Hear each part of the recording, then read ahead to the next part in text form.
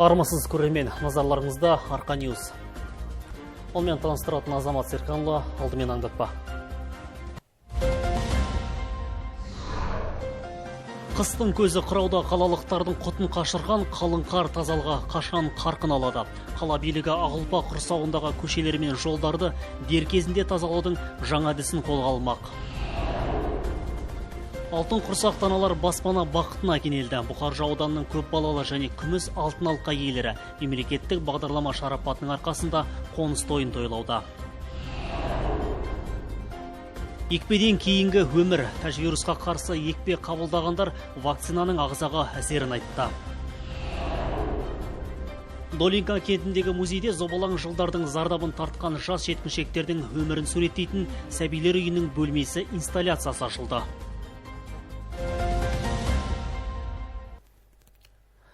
Қар тазалығы, коммуналдық қызмет сапасы қашанда тұрғындардың көкейіндегі өзекті мәселелердің бірі. Облыс орталығының өзінде климаттық жағдайға орай бір күні аяз болса, лезде Ағылпа көшелердің басып қалатыны тағы бар. Қысқы маусымдағы жолдардың тазалығын жергілікті билік жаңа жүйеге көшу арқылы шешпек ниетте. Тақырыпты тілші тарқатсын. Қазыбек би және Октябрь аудан әкімдіктері биыл жол тораптарын күтіп ұстауды толықтай өз құзыреттеріне алды. Бұл жаңашылдық коммуналдық саланың сапалы қызметін арттыра түспек. Қар тазалығына түсетін шағымдар бойынша жұмыс істеуде жеңілдетім болады. Біз осыған дейін Қазыбек би атындағы аудан бойынша Ағылпадан Арылпу көше жолдарын тазалаудағы жұмыстарды арнамыздан көрсеткен болатынбыз. Ендігі кезекте Октябрь аудан әкімі Мейрам Қожықовтан саладағы жаңа жүйенің тиімді тұстарын сұрап білдік. Бұл біріншіден біздің қала әкімінің тәжірибесінен алынды. Аудан әкімдіктері бұл сұрақтармен жиі айналысады. Біз адамдармен тікелей байланыста боламыз. Шағымдар мен ұсыныстарды тікелей өздерінен аламыз. Елордалық тазарту әдістерінен бөлек салада жаңа өзгерістер енгізілмек. Октябрь ауданы 6 секторға бөлінеді. Бұл бастама жұмысты сапалы атқарып, бақылауға таптырмас жол дейді аудан әкімі Мейрам Қожықов. Так как Майқұдық является один из самых больших. Майқұдық 167 мыңнан астам адам тұратын өте үлкен аумақты алып жатқан соң біз оны 2 секторға бөлдік. Майқұдық 1, Майқұдық 2 деп аталады. Енді бір мердігер жоғарғы Майқұдықта, ал екіншісі төменгі Майқұдықта жұмыс істейді. 6 мердігер болады. Бұл жұмыстарды ширатуға жол ашады. Қазіргі таңда Майқұдық елді мекенінде бір ғана мердігер жұмыс істейді. Мамандардың айтуынша, қалың қар жауған соң әрдайым қатты аяз болатын көрінеді. Жедел іске кіріспесе Ағылпа қатып, жұмысты бәсеңдетуі мүмкін. В связи с ухудшениями Ауа райының нашарлауына байланысты қазір біздің компания тәулік бойы жұмыс істейді. Күндіз 30 адам, қар тазалауға барлығы 25 самосвал, 2 құм сепкіш бар. Жалпы жұмыс күшейтілген тәртіпте жүргізіліп жатыр. Қоғамдық көлікпен қамтамасыз ету қарастырылған. Майқұдық елді мекенінен бөлек Пришахтинск шағын ауданы 2 секторға бөлінеді. Ал Сұрыптай елді мекені әзірге өзгеріссіз бір мердігер жұмыс істей беретін болады. 6-шы сектор 2 ауданда жалғап жатқан магистральдық жол болмақ. Ол аумақтар бойынша 35-17 49 автобустар қатынайды. Ал әлеуметтік желі арқылы халықтың көкейіндегі мәселелер анықталып, айтылған шағым мен ұсыныстардың қаншалықты дұрыс екендігі алдымен бейне жазбаға түсіріліп тексерілетін болады. Первый мониторинг Егер бізде мердігердің жұмысына шағымдар болса, оны мобильді топ бақылайды. Шағымның анықтығын тексеріп, жауаптылардан сол жерде түсініктеме алынады. Тексеруге шығу шаралары әртүрлі деңгейде жүзеге асады.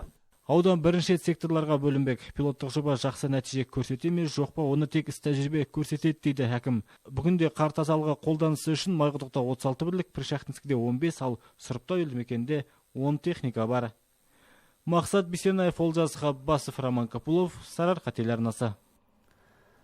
Бұқаржы ауданы Ботағара кентінің көп балалы аналарына және алтын күміс алқа иелеріне баспана берілді.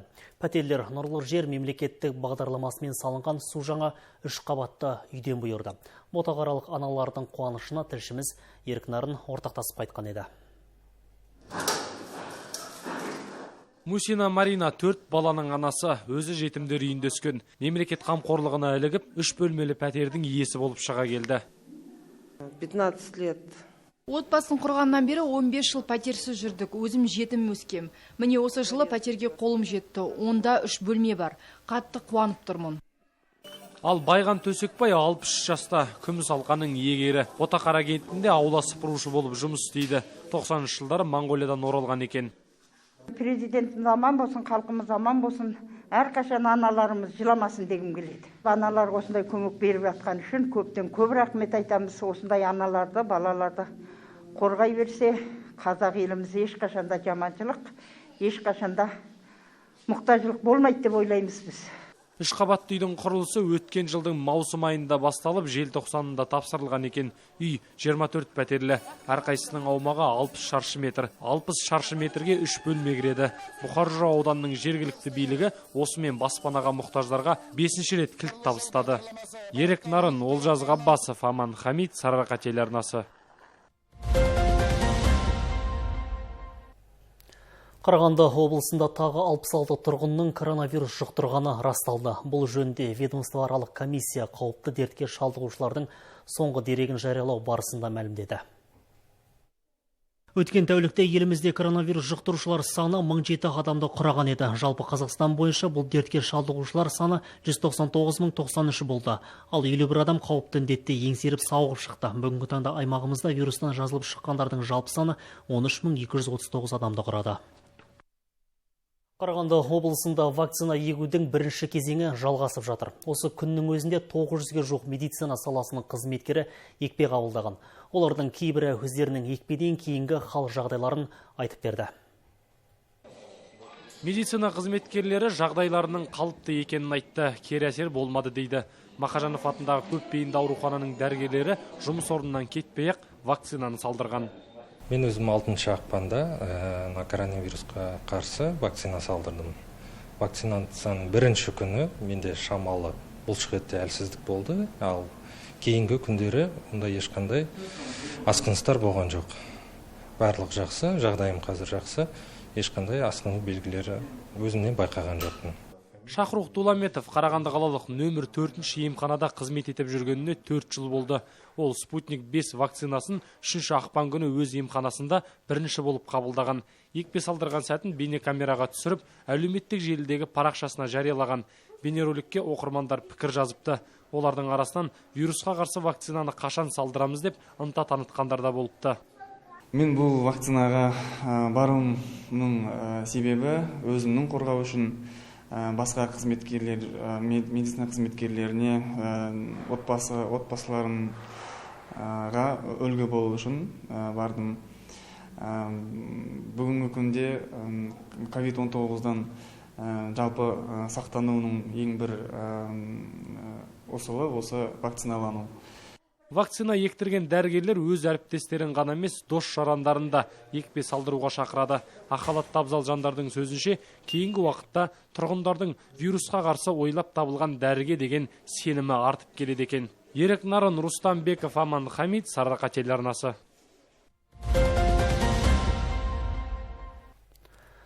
Қарағандылық полицейлер сауда үйінде ұрлық жасаған адамды қолға түсірді. Күдікті 29 жастағы қала тұрғыны болып шықты.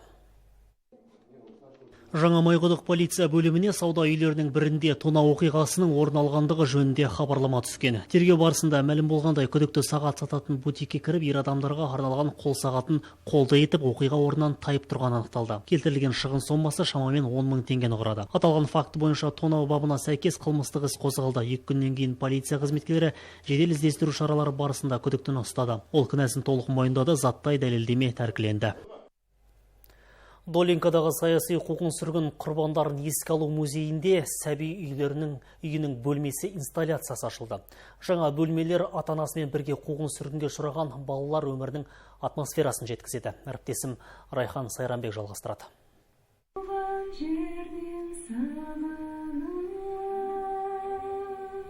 Бесік жара қазақ, орыс, неміс, поляк, украин тілдерінде шырқалып тұрады. Сәбилер үйінің бөлмесі инсталляциясында музейдің негізгі қорынан алынған үлгілер бойынша жасалған балалардың кереуеттерін, манеждерді көруге болады. Ал жалған терезенің сыртында перзенттерін тамақтандыруға баратын әйелдердің бейнесі көрсетілген.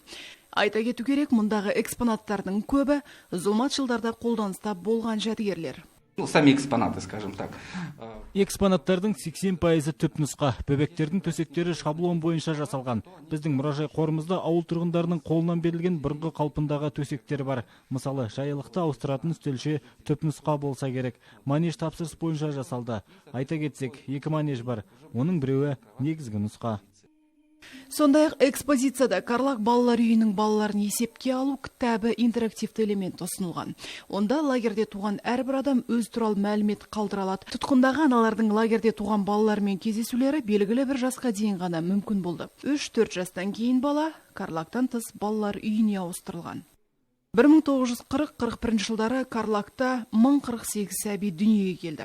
Себебі кейбір әйелдер лагерге жүкті болып келген, сондай-ақ балалары бар аналар да болған. 1950-52 жылдары 1713 сәби дүниеге келіпті. Камеры были переполнены. Камералары лық толы болған. Қарағанды лагерінің тексеру құжатына сәйкес 49 жылы бір адамға 1 шаршы метр ғана келген. Қытымыр қыста тұтқындалғандар жерде жатып ұйықтаған, дымқыл киім еденге жабысып, таңертең олар орындарынан қозғала алмаған. Сондықтан суық тиюден өкпенің қабынуынан өлім саны да көп болған. Бейіттеген, ал бейіттер өлімге әкелетін аурудың негізгі тасымалдаушылары.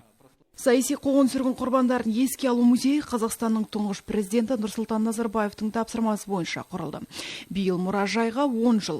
Атаулы датаға орай бірқатар іс-шаралар жоспарланған. YouTube арнасынан түрлі тақырыптық бейнелерде шығарылмақ. Айта кету керек, 2019 жылы Қарағанды облысы бойынша мұражай келушілер саны бойынша 1-ші орынға шыққан. Сол жылы музейге 50 мыңнан астам адам келген. Оның ішінде шетелдіктер де бар. Райхан Сайрамбек, Жайнат Жақсыбаев, Роман Капылов, Сарыарқа.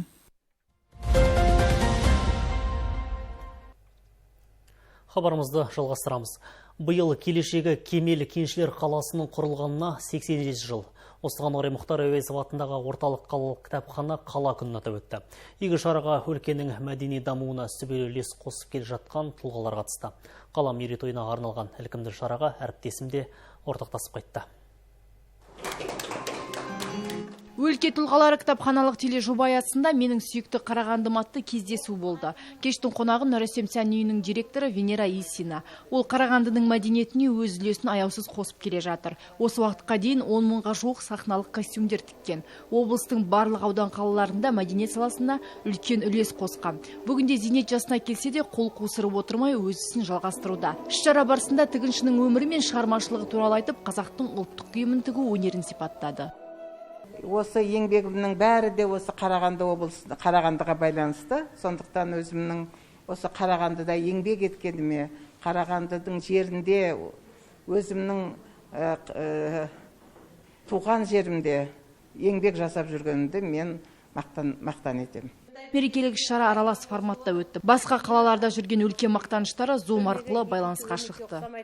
Бүгін Қарағанды күніне орай өлке тұлғалары жобасының ең негізгі мақсаты Қарағанды қаласында өлкеге танылма азамат-азаматшаларды таныстыру. Міне біздің бүгінгі алғашқы бастауымыз биылғы жылдың осы Венера ханыммен басталғалы тұр. Мұндағы негізгі мақсатымыз бұл кісінің еңбек жолын кейінгі жастарға, өзіміздің оқырмандарға жан-жақты жеткізіп талдау. Іс-шараның мақсаты қазақтың әдет-ғұрпын, ұлттық өнерін дәріптеу және оны оқырмандарға түсіндіру, дейді кітапхана ұжымы. Жаннұр Сіндетоллақызы, Рүстембеков, Аман Хамид, Сарыарқа телеарнасы. Бар мейірім балаларға. Қарағандыда бір шаңырақ астында атауы мен балалар арасындағы сурет байқау өтті. 100-ден жүйрік шыққан қылқалам шеберлеріне ұйымдастырушылар тарапынан бағалы сыйлықтар табысталды. Балалар сурет байқауы өткен жылдың соңында өткізген еді. Байқау бір айға жалғасты. Оған 6 жастан 15 жасқа дейінгі мектеп оқушылар қатысты. Ұйымдастырушылар айтуына қарағанда, осындай ауқымды байқау аймақ бойынша алғаш рет өткізілген. Мы хотели этой тематикой, Біз Қазақстанның отбасы құндылықтары мен көп ұлттылықты насихаттағымыз келеді. Ондағы достық пен татулықты балалар көзімен көруді мақсат еттік. Біздің шығармашылығымызда соған бағытталды. Әрине көптеген сурет туындылары тақырыпқа сай келмеді. Соған қарамастан біз барлық суреттерді қарап, комиссия шешім қабылдады. Байқауға облысқа қарасты қала, аудан ауылдардағы сурет өнеріне бейімі бар балалар қатысқан. 782 жұмыс комиссия келіп түскен. Марапатқа ие болғандар арасында Шахтинск қаласындағы нөмір 5-ші гимназияның оқушысы Арсений Анищенко да бар. Ол 9-11 сынып аралығындағы қылқалам шеберлері арасында жеңімпаз атанды. Я изобразил, что Мен Қазақстандағы әр ұлт өкілдерінің бір аспан астында тату-тәтті ғұмыр кешіп жатқанын әспеттедім. Менің туындымда мұсылманның мешіттері мен католиктер мен христиан діндерінің шіркеулерін салдым. Осының барлығы бір шаңырақ астындағы татулық пен бірлікті айғақтайды. Моя дочь участвовала. Менің қызым байқауға қатысты, екінші жүлделі орын алды. Мен өте қуаныштымын. Бұл баланың ой өрісінің жетіліп дамуына өз септігін тигізері сөзсіз. Әрине, жеңімпаз атанғанына қуаныштымын. Бұл байқауды Қарағанды облысы іскер әйелдер қауымдастығы менен әйелдер альянсы күштері ұйымдастырған сурет байқауында бірінші жүлделі орын алғандарға смарт сағаттар табысталды. Екінші және үшінші орын иелеріне демеушілер тарапынан көркем сурет жинақтары менен ынталандыру сыйлықтары берілген. Сейітқали Әшім, Роман Капулов, Сарыарқа телеарнасы. Спорт жаңалықтарына ойыссақ, Сарыарқа хоккей командасының ойыншылары қарсыластары торпедаға есе жіберді. Бұл жолы өскемендіктер тағы да басымдық танытып, жерлестерімізді ойсырата ұтты. Сөйтіп қалаң иелерінің мерейлері үстем болды. Өскеменнің торпеда командасы Сарыарқа хоккейшілеріне тағы да соққы жасады. Олар қатарынан 5 гол соғып жерлестерімізді қапы қалдырды. Ал қарағандылықтар қарсыластар қақпасына небәрі 2 шайба салып қана үлгерді. Бұл ойында Беляев пен Потаповтар жақсы ойын үлгісін көрсете алды. Көрсеткіш тақтада есеп 5-2. Осымен екі әріптестік кездесуде де жерлестеріміздің бағы келіп, бағы жанбады. Соған қарамастан олар турнир кестесі тұғырынан түскен жоқ. Келесі дода 19 мен 20 ақпан аралықтарында өтеді деп жоспарланған. Онда сары қара жолақтылар қарсыластары Павлодар қаласының Ертіс командасымен кездеседі деп жоспарланған.